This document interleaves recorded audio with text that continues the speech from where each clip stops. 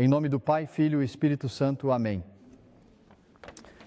Caros seminaristas, fiéis, este domingo está recebendo uma especial cor, se assim podemos dizer, uma qualificação por causa de um ocorrido na cidade de Roma e que, de certa forma, provocou uma reação vinda da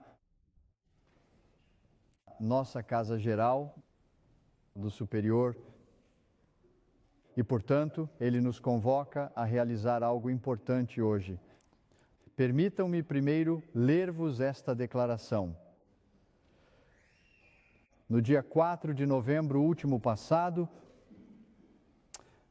o Dicastério para a Doutrina da Fé publicou uma nota doutrinal acerca de certos títulos marianos, especificamente sobre a cooperação de Maria para a obra da salvação.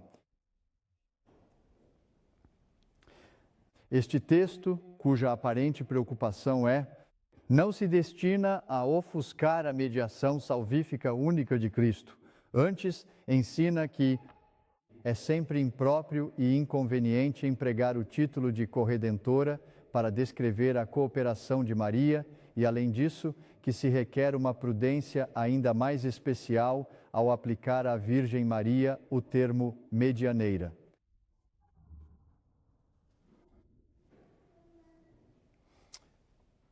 Ao caricaturar para se distanciar da terminologia tradicional da Igreja e de forma prolixa, com belas considerações sobre o papel maternal da Virgem Maria, esta nota busca efetivamente minimizar o papel confiado por Deus a ela, a sua associada, na redenção e salvação das almas. Por um lado, é afirmado que a Santíssima Virgem Maria não teve intervenção na aquisição da graça. Por outro lado, o seu papel universal e inquestionável na distribuição das graças é enfraquecido, chegando quase à completa negação. É-lhe reconhecida apenas uma função indefinida de intercessão maternal, sem especificar a sua importância ou abrangência. Com as suas advertências enganosas, o Dicastério para a Doutrina da Fé obscurece a colaboração singular de Nossa Senhora na obra da salvação. Destrona a Virgem Maria e ofende a sabedoria divina.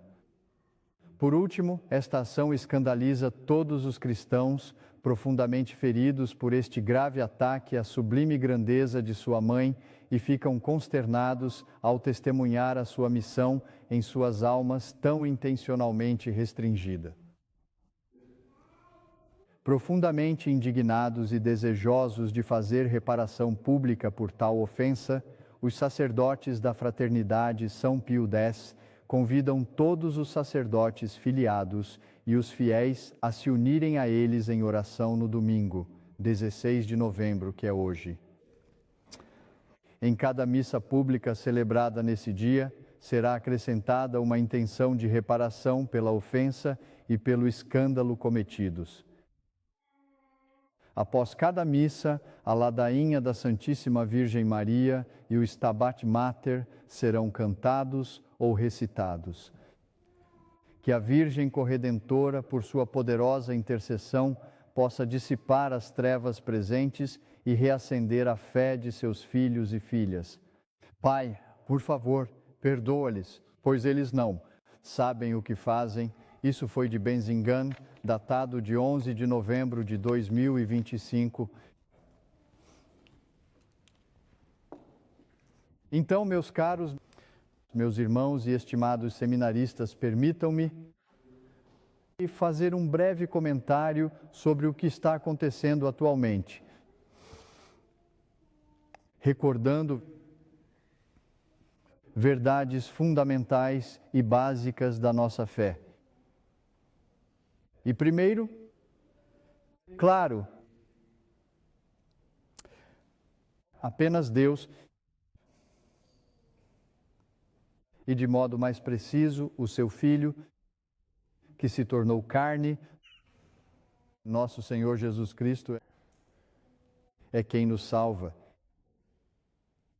Ele é o único que nos redimiu, assumindo a natureza humana.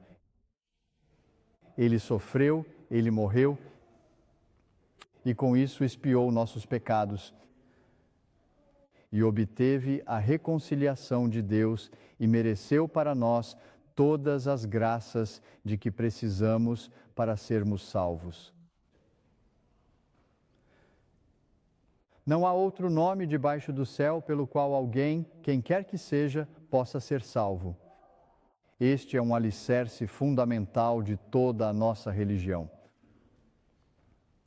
Mas há outro que é muito interessante e que é, na verdade, um ponto fundamental que é enfaticamente e categoricamente recusado pelos protestantes. O que é, depois de ter afirmado e sustentado que, com efeito,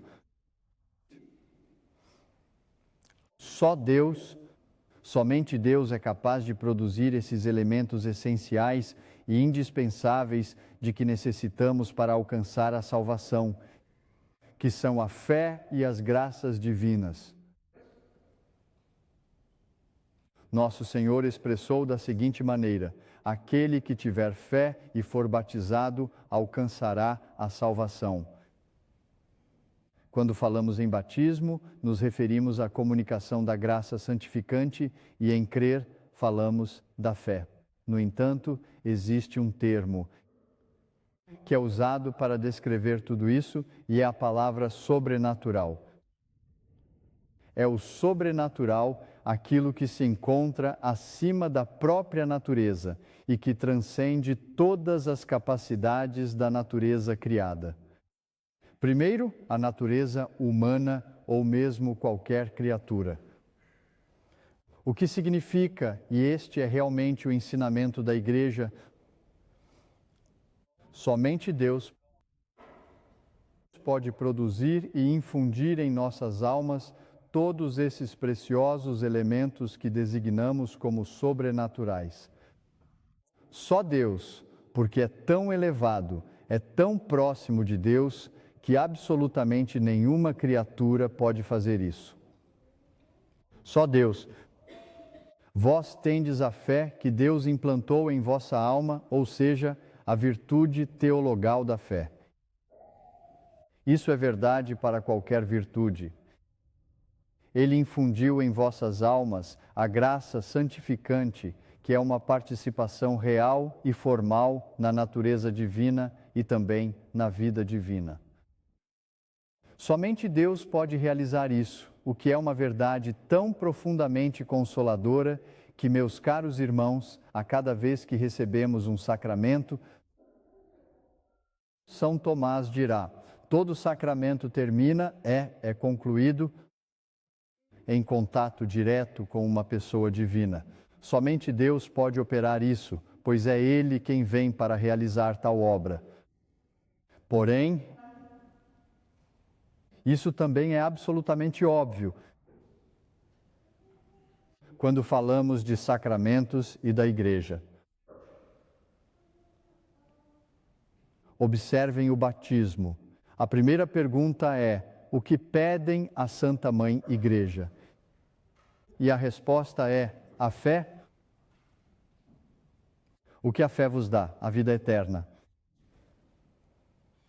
Assim é a fé que nos concede. É a Igreja que nos dá a fé.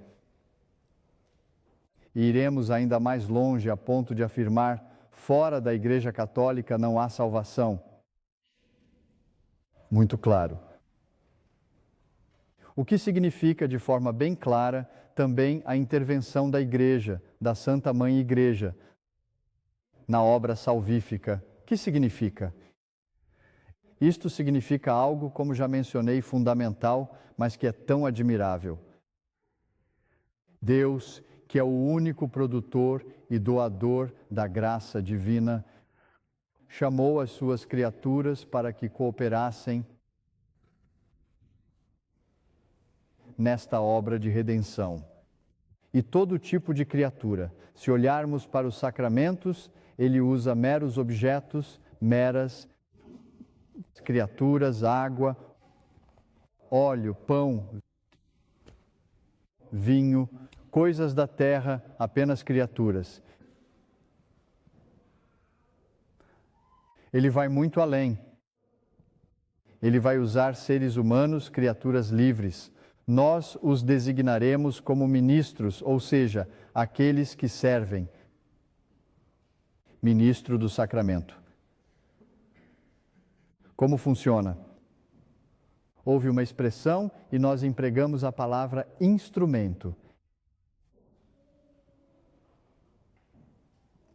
Então, o instrumento tem sua própria operação. Mas ela é sublimada e enobrecida por uma causa mais elevada que se servirá deste instrumento para produzir o efeito mediante a operação intrínseca do próprio instrumento. Contudo, o efeito genuíno é manifestado através deste instrumento e é o próprio Deus. Ora, de todos os instrumentos, o mais elevado e precioso é a humanidade de nosso Senhor, que é incomparável em sua dignidade. É criatura. Nosso Senhor é realmente homem. Ele tem um corpo e uma alma como nós, idêntica, mas assumida por pessoa divina. E a este instrumento nós o denominaremos instrumentum conjunctum. Conjunto é, como a mão é meu instrumento, mas está em conjunto. Ou seja, não posso separá-la. É melhor não o fazer. Por outro lado, uma caneta é um instrumento que naturalmente está separado. Assim, a preciosíssima humanidade de nosso Senhor é um instrumento da graça. O que isso significa de fato? Significa que Deus desejou que toda a plenitude da graça divina morasse nesta humanidade. Isso significa que todas as graças, toda a santidade que recebemos, nós a recebemos através da preciosíssima humanidade de nosso Senhor. Não afirmamos que a humanidade produz a graça, mas sim que ela a transmite. Os demais sacramentos, além da comunhão sagrada, onde se tem o próprio Senhor, serão também instrumentos, poderíamos dizer, de grau inferior. Mas essa instrumentalidade se estende também a toda a Igreja, a todos os santos. Deus deseja que os seres humanos colaborem ativamente para a sua própria salvação e, igualmente, para a salvação de seus semelhantes. Por isso diremos, fora da Igreja não há salvação. Por isso o Senhor dirá aos apóstolos, ide a todas as nações e ensinai-as. Você verá, é uma ação humana, mas naturalmente enaltecida pela graça, elevada por aquele que afirma, sem mim nada podeis realizar. Um instrumento por si só nada pode fazer. Nada nesse nível, se a causa primeira não estiver operando, que é o próprio nosso Senhor. Isso é verdadeiro para qualquer criatura existente. E isso é absoluto. Agora, até onde pode a cooperação, essa instrumentalidade ir? Nós o veremos. Ouviremos isso desde o princípio, logo após o primeiro pecado. Então, o que é que Deus diz à serpente? Ao demônio? Anuncia uma mulher e diz, esta mulher esmagará a tua cabeça. Não estamos falando apenas de esmagar uma serpente terrena. Falamos da mais importante e decisiva das lutas, daquela que determinará nossa salvação, para ser salvo. O pecado original, de fato, fechou as portas do céu. Há uma luta, porém inimizade entre ti, o demônio, e a mulher, a sua descendência e a tua descendência. A luta entre Nosso Senhor, a Santíssima Virgem, a Igreja, o mundo e o demônio.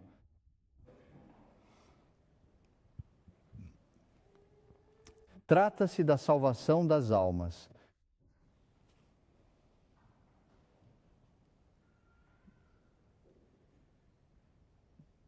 A Virgem Maria, criatura, recebe uma missão.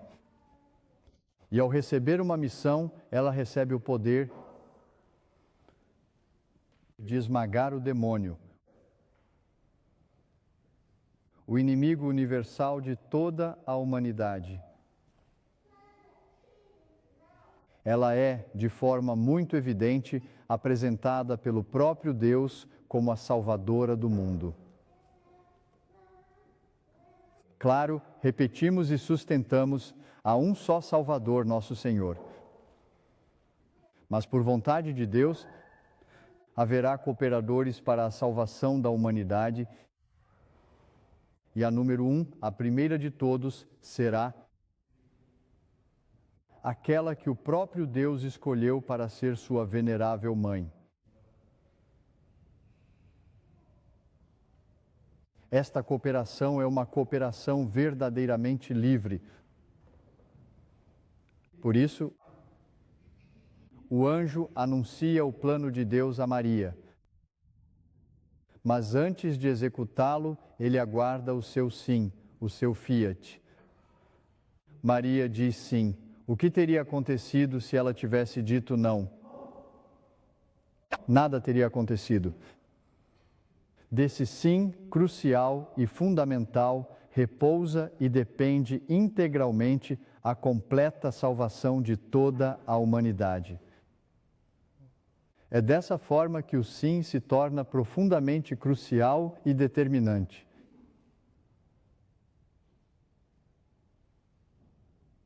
E só por isso podemos então captar a grande importância que Deus quer conceder à sua mãe na obra da redenção.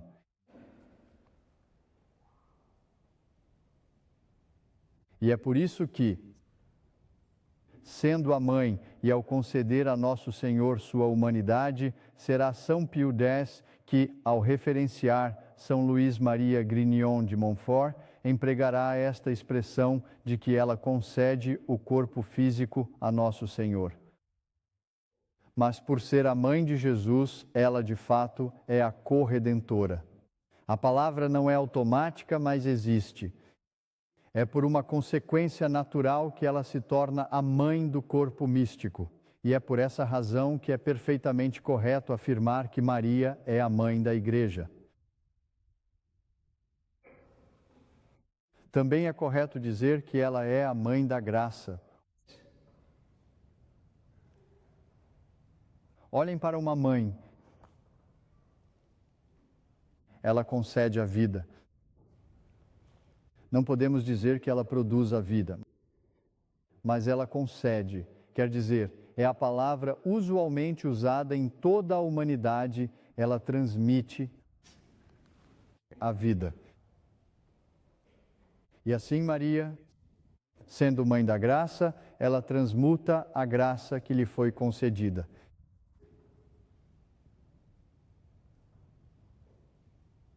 E assim, essa palavra usada há tanto tempo, que quase se tornou dogma no concílio, vários bispos pediram este dogma, medianeira de todas as graças. E por causa do ecumenismo foi rejeitado e voltaram apenas para a mãe da Igreja. Esteve muito próximo. Isso significa que é um entendimento comum, uma crença largamente difundida na Igreja Católica que Maria é a medianeira de todas as graças. Como assim? Bem, já São Bernardo, que viveu na Idade Média, ele utiliza uma imagem. São Bernardino, então, continuará essa ideia, e muitos outros, ao se referir ao corpo místico de Cristo, indagam: que tipo de órgão ou organismo pode ser Maria no corpo místico? E a resposta unânime é: ela é o pescoço. São Bernardino, então, continuará essa ideia e muitos outros, ao se referir ao corpo místico de Cristo, este é o ponto de transmissão obrigatório entre a cabeça Maria no corpo místico. E a resposta unânime é Nosso Senhor. É o pescoço. Pelo pescoço passa absolutamente tudo. E isso ocorre em ambas as direções. Toda a ordem vinda da cabeça, todo o bem que emana da cabeça, transita e passa pelo pescoço. Podem dizer que não é uma expressão muito poética, contudo, de qualquer forma, ela expressa com clareza, com muita clareza, este papel necessário. Não por si mesma, mas pela vontade de Deus, papel necessário da Santíssima Virgem Maria. São Tomás dirá desta forma: Deus, para vir até nós, escolheu Maria. Esse é o caminho e nos convida a regressar a Deus, a trilhar o mesmo percurso novamente. Via Maria. Agora, a ideia de corredentora é justamente o seguinte: uma consequência desta cooperação. Vemos isso aos pés da cruz. São Pio X, em sua encíclica sobre a Virgem Maria, insiste e descreve isso com palavras muito fortes. Ele não utiliza a palavra corredentora de forma direta, mas a essência do significado está presente. Aquilo que nosso Senhor, de condigno, isto é, por uma rigorosa justiça, mereceu na cruz, Maria o mereceu de congruo por sua conformidade. De congruo é uma expressão técnica específica, o que significa que não é uma justiça direta nem estrita justiça. É um degrau abaixo, um patamar inferior. Por exemplo, uma promessa. Se eu prometo algo, sou obrigado a entregá-lo, a realizá-lo. Recebemos a graça, não temos direito algum a ela. É isso que a palavra grátis, gratia significa.